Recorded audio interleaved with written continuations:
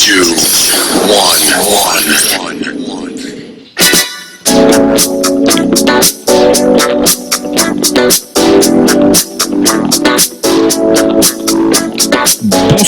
Bonsoir à tous, vous allez bien ? Bonsoir. Vous nous écoutez le Sunday Night Show sur Radio Campus Lorraine.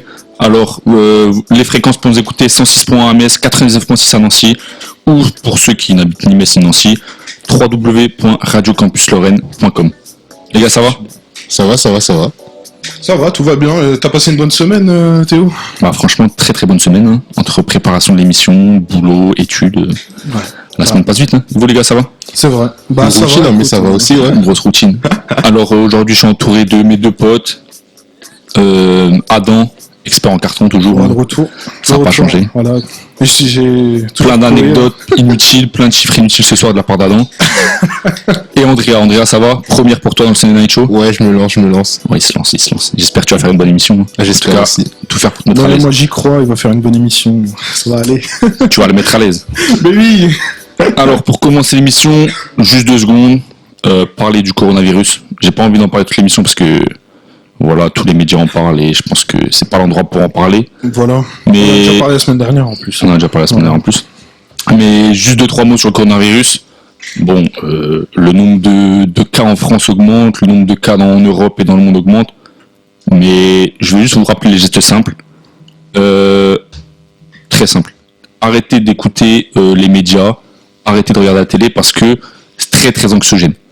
Ah bah oui. Si c'est pas des experts, des médecins, des chirurgiens qui parlent, n'écoutez pas ce qu'on vous dit parce que ça va vous faire stresser, ça va vous faire angoisser. Ah bah c'est sûr, hein, on peut voir j'ai pu voir quelques reportages avec des médecins généralistes qui avaient, même les hôpitaux, les urgences ont un pic de personnes qui viennent avec des symptômes, des maux de tête, un nez un peu encombré, des maux de gorge, mais ça c'est pas forcément synonyme à 100% au coronavirus. Mais surtout si vous-même vous n'avez aucune connaissance sur le sujet, je pense que pas beaucoup de personnes ont des connaissances sur le sujet, ne relayez pas des informations fausses. Voilà. Parce que si vous relayez des informations fausses à quelqu'un, il va ensuite les relayer à quelqu'un, effet boule de neige, et ça monte à la tête des gens. C'est les réseaux sociaux, hein. Et voilà. C'est ce qu'on voit. Voilà. Moi, je pense que l'émission d'aujourd'hui n'est pas consacrée au coronavirus, c'était juste quelques petits rappels. Aujourd'hui, nous sommes le dimanche 8 mars. Dimanche 8 mars, qu'est-ce que c'est ? Journée internationale des droits de la femme. Ouais, journée très importante. Ouais. Donc ça va être le premier sujet de débat, Journée internationale du droit des femmes. Vous êtes un petit peu calés sur le sujet, les gars, j'espère ? Un peu. Quelques dates. C'est une journée qui a été créée en 1910 par une américaine qui était socialiste, qui s'appelle Clara Zetkin.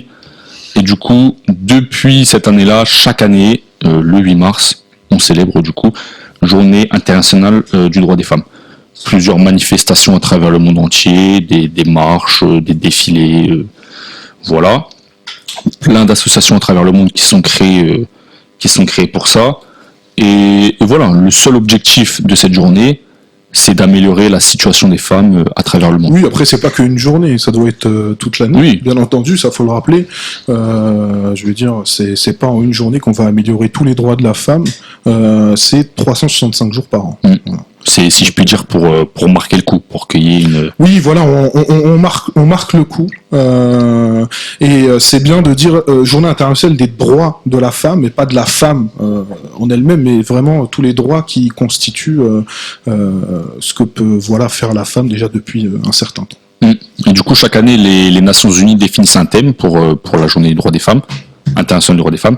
Cette année, le thème, c'est quoi ? C'est « Je suis de la génération égalité ». Levez-vous pour les droits des femmes. D'accord. Égalité de quel point de vue ?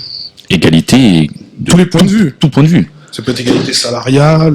Égalité dans le monde politique, oui. Égalité dans le monde sportif, égalité même à la maison, égalité dans le monde des médias, et égalité dans le monde culturel, égalité dans sa globalité. Ouais, surtout l'espace, tout ce qui est institutions publiques et privées. Quoi.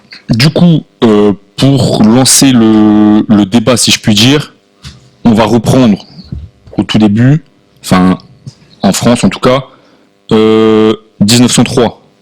Marie Curie remporte le prix Nobel de physique-chimie, date assez importante.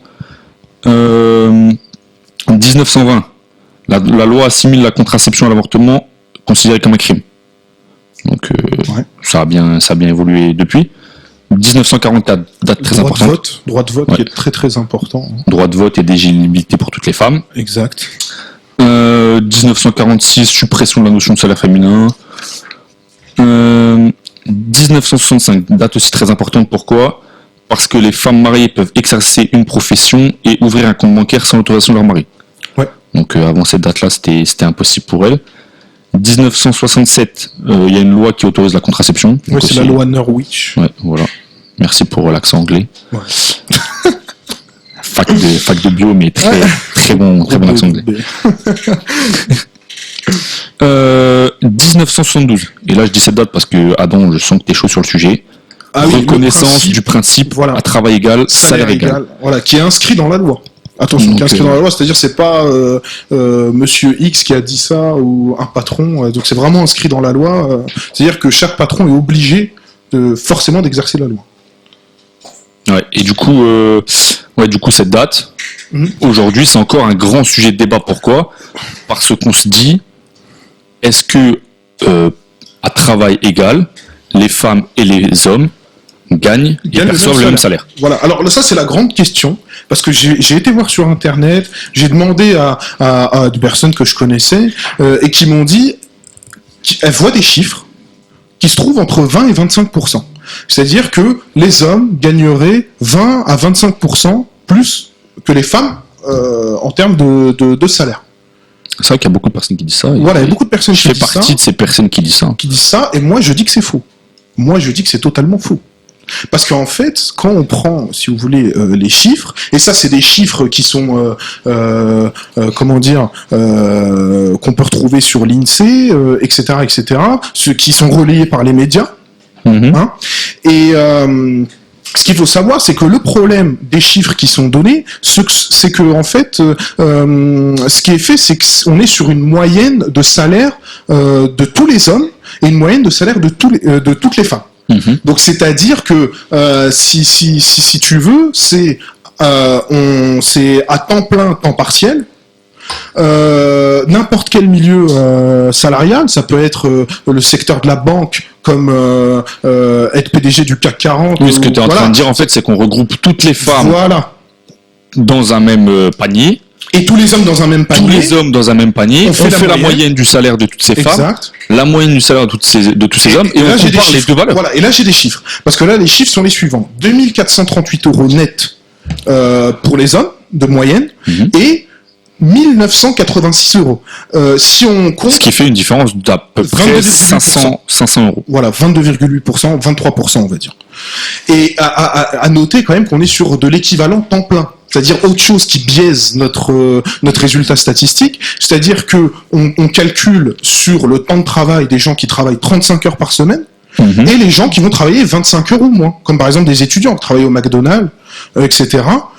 Et ce qu'on fait, ce qu'on appelle équivalent temps plein, c'est-à-dire on prend la moyenne des gens qui travaillent à temps plein et les gens qui travaillent à mi-temps, on reporte leur salaire sous forme d'une règle de 3, comme s'ils travaillaient à 35 heures. Donc c'est ça aussi qui va biaiser le calcul. D'accord. Voilà. Mais du coup, si on prend une femme et un homme qui font le même métier, qui travaillent, qui ont le même contrat, c'est-à-dire, on va dire, contrat 35 heures par semaine, à la fin du mois, elles percevront le même salaire.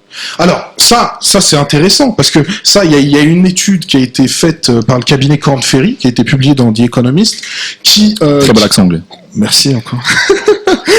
Et qui, en fait, ils ont publié quelque chose d'intéressant.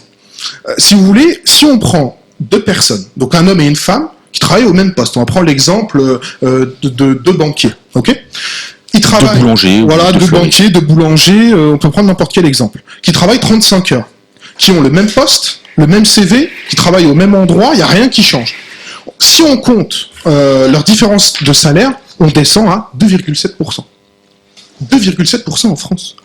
On est plus bas que l'Allemagne, qui se dit un pays très féministe, et on est quand même plus haut que l'Angleterre, qui eux sont à 0,8%. Donc c'est quand même énorme. On passe là de nos 23%, 25% qui sont dits tous les jours par les médias, relayés par les féministes, sans savoir du tout d'où viennent les chiffres, pour descendre à 2,7%. Voilà. Et puis, tu peux me dire, mais il reste quand même 3%. C'est vrai qu'il y a quand même certaines exceptions, mais que je peux comprendre. Je prends un exemple tout bête, l'exemple du monde du sport. Ouais. Tu compares un footballeur mondialement connu, prenons l'exemple de Kylian Mbappé, Ouais, bien sûr. et une footballeuse mondialement connue, Celle qui a eu le ballon d'or, par exemple. prenons l'exemple de, une française, Eugénie Le Sommer, Ouais. ils gagneront pas du tout le même salaire. Oui, mais c'est logique c'est logique parce que dans le monde du sport, les revenus générés par et perçus par les footballeurs, il faut prendre en compte tout ce qu'ils vendent à côté. D'accord. Oui, mais c'est-à-dire tous les maillots qu'ils vendent, toutes les places qu'ils vendent en faisant venir les gens au stade, tous les contrats publicitaires qu'ils ont, toutes les marques qu'ils créent à côté. Ouais. Donc après, ça c'est normal. Après ça entre guillemets, c'est un exemple à donner, mais dans le cas de cette étude, c'était pas l'exemple qu'on pouvait prendre, parce que dans le cas des sportifs dans le privé, forcément, ils sont payés selon ce qu'ils rapportent. Tout comme les acteurs, c'est-à-dire on peut pas se plaindre qu'une actrice gagne mieux qu'un acteur si elle a plein de contrats de pub avec Dior ou L'Oréal et que l'acteur ne les a pas. Ça on peut pas se plaindre. Mais ce que je veux dire, c'est que à métier égal, CV égal, contrat égal, place égale, on est à 2,7%. Okay. Après, tu vas me dire, oui, mais il reste quand même ces 3%. Mais ces 3%, on les explique. Oui, c'est sûr que c'est beaucoup moins que les 25% que tu avais dit oui, en voilà, compromis. mais les 3%, on n'est pas dans le sexisme. Hein. C'est pas parce que c'est une femme qu'on lui a donné 3% de moins. Pas du tout. Ces 3%, ils s'expliquent par quoi ? Par la renégociation du salaire, par exemple. Ce qu'on appelle des facteurs humains. Par exemple, toi, Théo Timmerman, tu vas être, tu vas être moins, peut-être plus timide que moi, ou calme-toi quand même. Voilà. Ouais, voilà.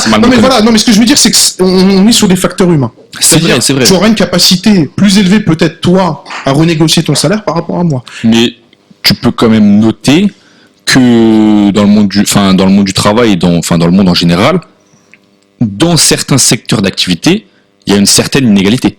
Par exemple, est-ce que tu sais combien de femmes sont à la tête d'entreprises au CAC 40 ? 10%, ça veut dire 4 femmes. Et on est sur 90% d'hommes. Donc ça veut dire 36 hommes. Donc voilà, c'est pas. Oui, mais ce que j'ai envie de dire, on n'a pas empêché ces femmes d'être PDG du CAC 40. C'est ça que j'ai envie de dire, d'une entreprise du CAC 40. C'est-à-dire qu'en fait, ce qu'il faut savoir, c'est qu'aussi, les femmes s'intéressent à certains métiers.